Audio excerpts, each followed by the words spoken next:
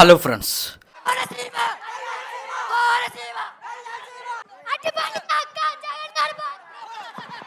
సినిమాల్లోంచి రాజకీయాల్లోకి చాలామంది వచ్చారు భయ్య. ఎన్టీఆర్ కానీ, ఎంజీఆర్ కానీ, మెగాస్టార్ చిరంజీవి కానీ, ఈ విధంగా చాలామంది వచ్చారు. వాళ్ళు వచ్చిన టైంలో ఏ రోజు కూడా సినిమాని పాలిటిక్స్ని కలపలేదు. సినిమా స్టేజ్ల మీద పాలిటిక్స్ గురించి మాట్లాడలేదు, పాలిటిక్స్ స్టేజ్ మీద సినిమాల గురించి మాట్లాడలేదు. కానీ పవన్ కళ్యాణ్ వచ్చిన తర్వాత ఈ రెండు మిక్స్ అయిపోయినాయి భయ్య.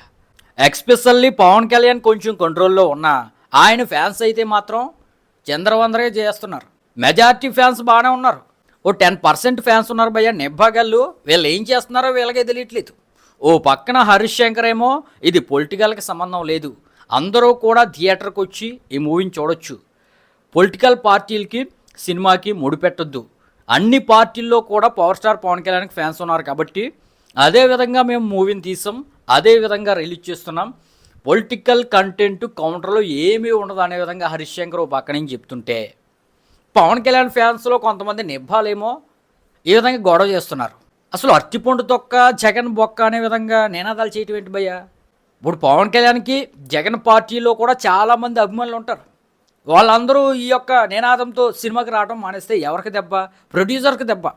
మీకేం దెబ్బ ఉండదు, ఫ్యాన్స్ మీరు ఎంత చెత్త సినిమా అయినా చూస్తారు, కానీ ప్రొడ్యూసర్కి దెబ్బ.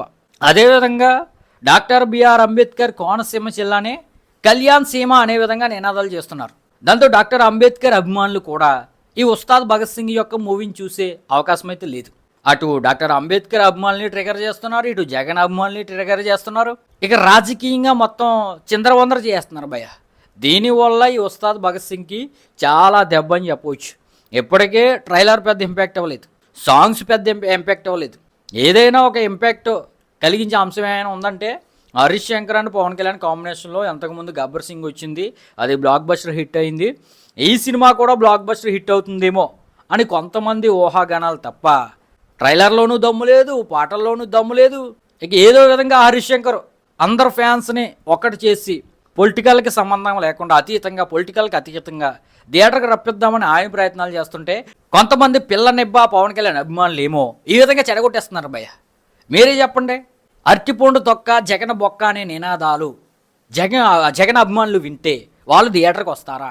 ఎందుకు రావాలి అని వాళ్ళు అనుకుంటారు కదా.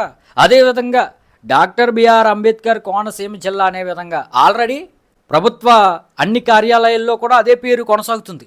మళ్ళీ కావాలని ఈ విధంగా కళ్యాణ్ సీమ అంటూ రెచ్చగొడుతుంటే ఇక డాక్టర్ అంబేద్కర్ అభిమానులు ఎందుకు చూస్తారు?